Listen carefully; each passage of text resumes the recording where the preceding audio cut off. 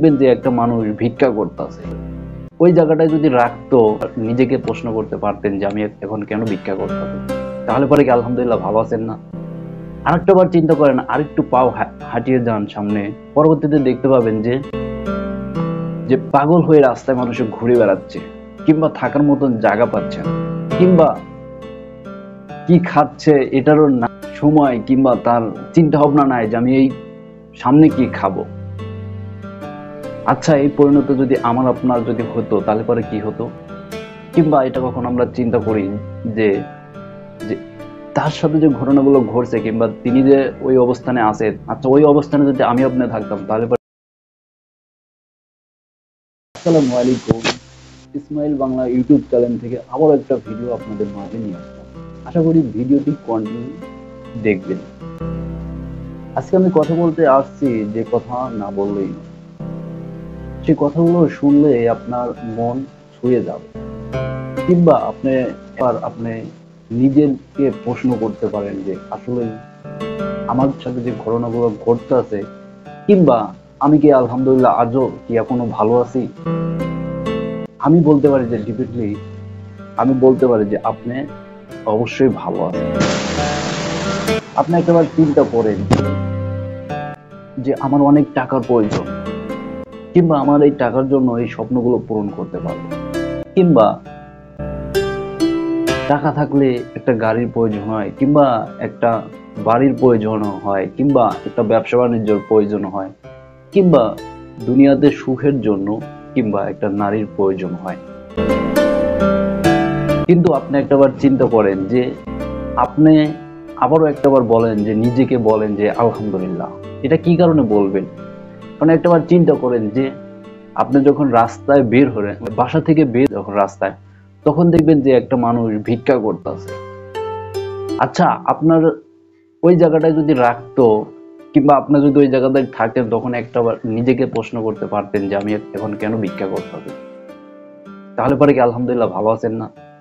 আরেকটা বার চিন্তা করেন, আরেকটু পাও হাঁটিয়ে যান সামনে, পরবর্তীতে দেখতে পাবেন যে যে পাগল হয়ে রাস্তায় মানুষ ঘুরে বেড়াচ্ছে, কিংবা থাকার মতন জায়গা পাচ্ছে না, কিংবা কি খাচ্ছে এটারও কোনো নির্ধারিত তার কোনো সময়, কিংবা তার চিন্তা ভাবনা নাই যে আমি এই সামনে কি খাবো। আচ্ছা, এই পরিণত যদি আমার আপনার যদি হতো তাহলে পরে কি হতো?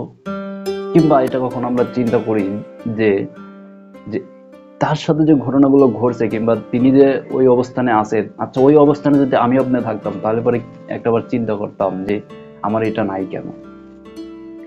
এই যে আপনি যে ভিডিওটা দেখতেছেন, আমার এই ভিডিওটা দেখতেছেন কিসের মাধ্যমে? অবশ্যই কিন্তু এটা স্মার্টফোনের মাধ্যমে কিন্তু ভিডিওটি দেখতেছেন।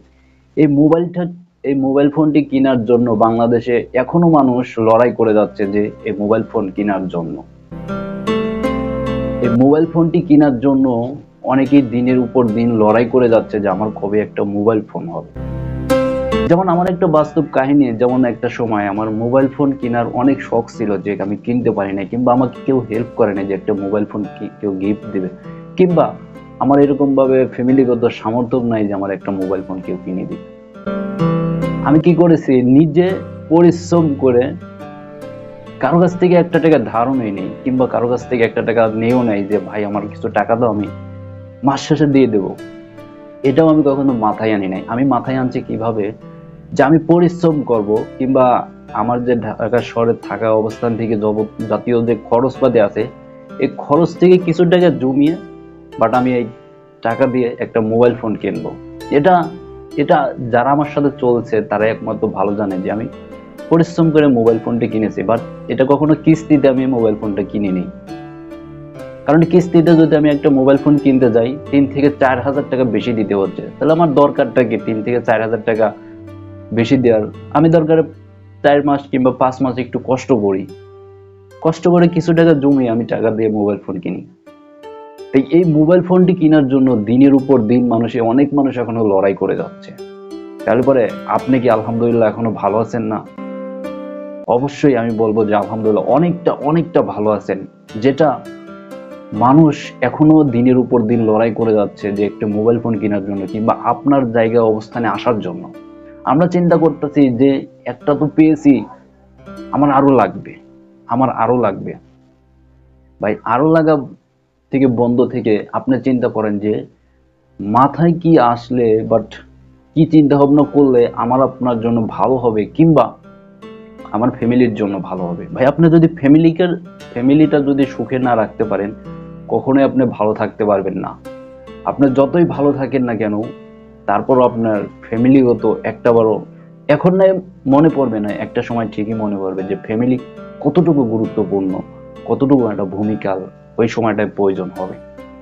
আশা করি সকলে ভালো থাকবেন। আর আমার কথাগুলো যদি আপনার মনে যদি একটু লেগে থাকে কিংবা একটু কাজে লেগে থাকে, অবশ্যই ভিডিওটি লাইক, কমেন্ট এবং শেয়ার করে পাশে থাকবেন যদি ভালো লেগে থাকে ছোট্ট ভাইয়ের ইউটিউব চ্যানেলটি। আসসালামু আলাইকুম, সকলে ভালো থাকবেন ইসমাইল বাংলা ইউটিউব চ্যানেলের পক্ষ থেকে।